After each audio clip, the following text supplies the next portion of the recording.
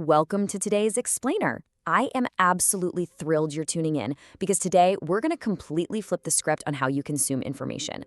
We're talking about taking you from being a passive reader to joining that elite top 1% of people who read to become, well, dangerously smart. If you want to change how you think, you've got to change how you read. And today we're focusing on exactly how to read like a pro with AI, not using it as some cheap shortcut, but treating it as your own specialized sidekick. Let's get right into it. So let me ask you a quick question to kick things off. Just count the last 5 books you actually finished. Got them?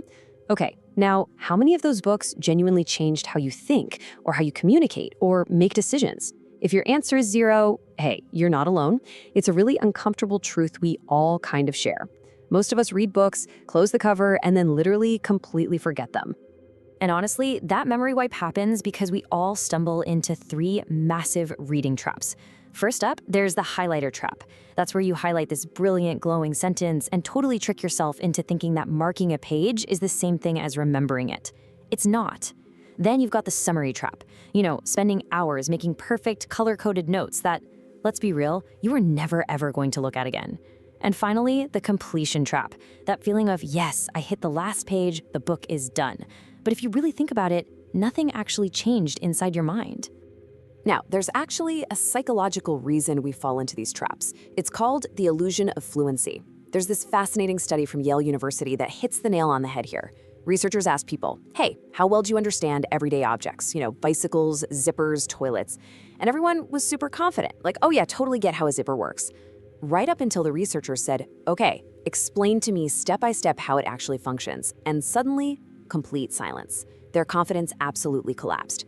You see, if a book explains something clearly, our brains basically lie to us. We assume that because the explanation was clear, our understanding must be clear too.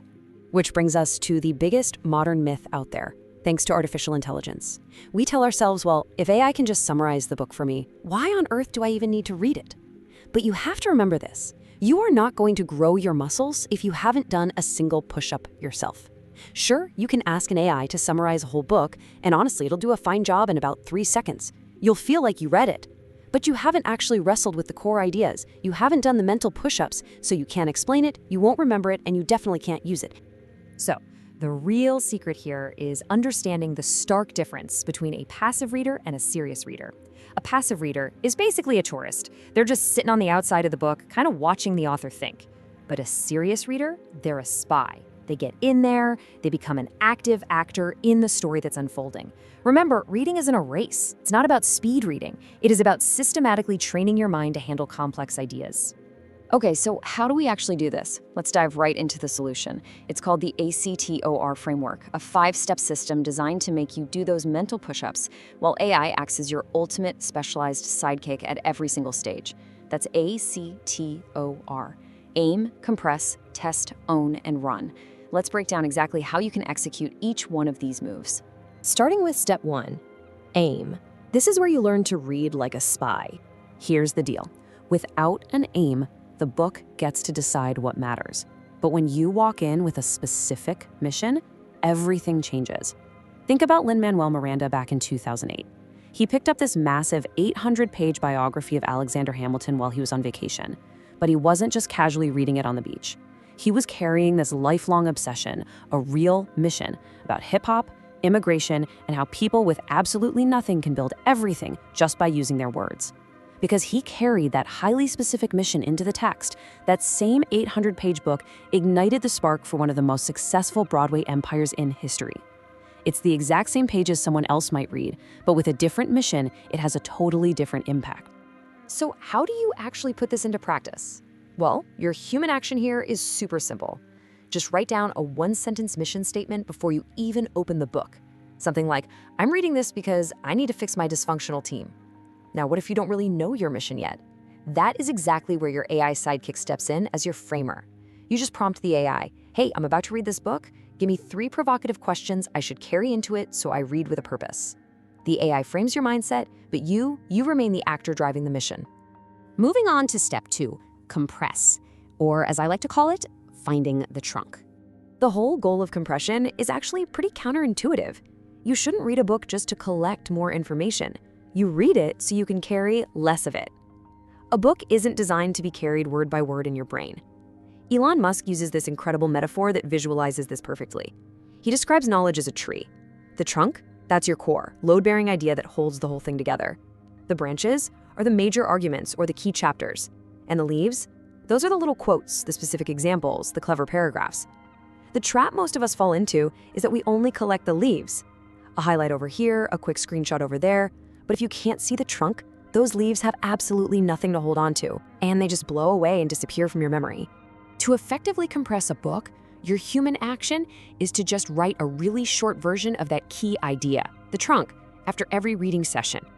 But look, sometimes those trunks are buried deep, especially in really complex books. That's when your AI sidekick transforms into your interpreter. You can prompt it by saying, all right, I think the load-bearing idea in this chapter is X. Check my interpretation. What did I miss? Where did I overstate things? It's amazing. The AI basically tests your understanding of the tree's structure to make sure you've got the trunk. Which brings us to step 3, test. This is where you literally read to reject. The absolute best readers in the world, they do not read to agree with the author. They read to find what they want to reject. Remember, you are a spy in an enemy camp. You're not there to surrender. You're there to steal the intel that is actually useful to you. Now, biologically, this is really tough for us. There's this classic Stanford study that proved when people with super strong views on the death penalty were shown mixed evidence, they didn't moderate their views. They didn't become more balanced. Nope. They completely attacked the evidence they didn't like, praised what they already agreed with, and ended up even more polarized. And we do the exact same thing when we read. To fight off that confirmation bias, take a page from Bill Gates. When he disagrees with a book, he doesn't just quit reading. He writes feverishly in the margins. He leans hard into the disagreement. Testing is where reading turns into real self-discovery. Your human action when you hit a paragraph you want to reject is to pause and ask yourself, wait, did I actually find a logical flaw here? Or is this just bruising my ego? And your AI sidekick, it now becomes your opponent. You ask the AI to challenge your interpretation. Ask it to find your hidden assumptions, or even give you its absolute best counterargument to your views. Using AI as a sparring partner like this is an incredible way to break right out of your own echo chamber. All right, let's look at step 4, own. This means you need to relive, not just reread. Buying a book just means you own a physical object made of paper. The actual hard part is owning the ideas inside it. Your goal is to move those ideas off the page and cement them permanently into your mind. So how do we actually retain information? Well, a Washington University study looked into this and found that students who simply reread passages, sure, they felt really confident in the short term. But the students who were told to look away from the text and actively recall the information from memory, they retained significantly more over the long haul. Rereading feels safe and comfortable, but reliving the text in your own words is what actually builds ownership. There are really 3 powerful ways to do this. First, look away and recall. Second, connect the idea to a real-life situation, because giving an idea meaning gives it a place to live in your brain. And third, teach it to someone else. So here is how you apply that ownership. Your human action is to explain the entire premise of the book in one single paragraph, using entirely your own words. And your AI sidekick? It steps up as your coach. You can ask your AI to help you connect a really abstract idea from the book to a specific business example or a real-life analogy just to give it some context. You can even try teaching the concept directly to the AI and ask it, hey, am I hitting all the right notes here? It's brilliant. And that leads us to our final step, step 5, run, mind and hand. Ultimately, books have always been civilization software updates.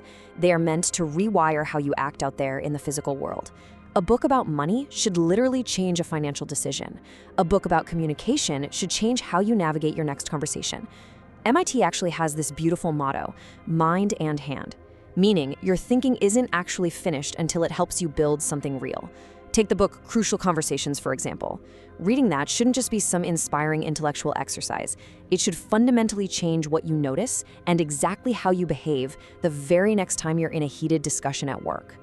True, deep understanding creates tangible, real-world behavioral change.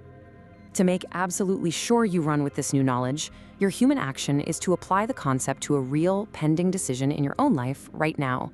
And here, your AI becomes your action companion. You just ask the AI, turn this book's core idea into one daily checklist, or one hard rule, or one specific experiment I can run today.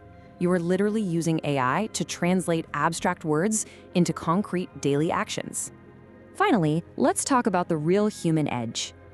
We are living in a world right now where everyone, literally everyone, has instant access to the exact same AI summaries, the same key takeaways, and the same perfectly polished notes. Because of that, your competitive edge is no longer just your access to intelligence. Your true edge in the AI age is what you bring to that intelligence as a human being. It's your personal judgment. It's your unique taste. It is your uniquely human point of view. Because I promise you, the deeper you read, the better you become at reading people, reading the room, and even reading the silences. It is absolutely true what they say. Serious leaders are serious readers. As we wrap up this explainer, I want to leave you with one final, kind of provocative thought. Books don't just change the world. Eventually, the books you read actually start reading you. It's kind of like a great song you return to years later. A truly great book reveals the stories you tell yourself, the fears you're protecting, and exactly where you are in your own life. The words on the page didn't change, you did. So go out there, use the 8-actor framework, do your mental push-ups, and absolutely conquer your next read. Thank you so much for joining me today, and I'll see you next time.